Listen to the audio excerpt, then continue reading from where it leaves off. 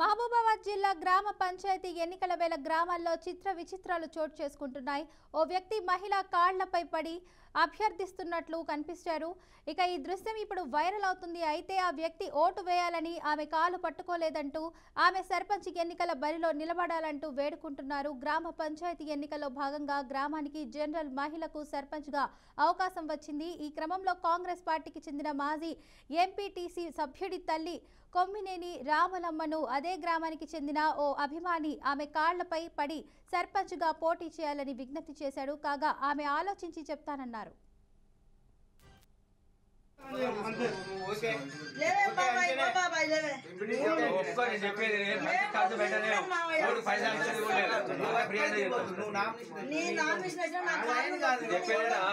ఓట్లకు పైసలు కూడా అవసరం లేదు. నీ కొడుకు నెల నుంచి బదలాడతాడు. నీ కొడుకు బదలాడింది వేరు. నీ కొడుకు అంటాడు నువ్వు తినకున్నా తిన్నా. ఇప్పుడైతే నువ్వు చేతులు పట్టుకున్నా ఎక్కువ మేము చేస్తాం కానీ నువ్వు అంటేనే ఓకే. చెప్పాలి, ఇంతమంది చెప్పాలి అంతే.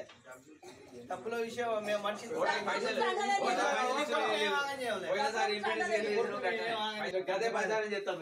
మరి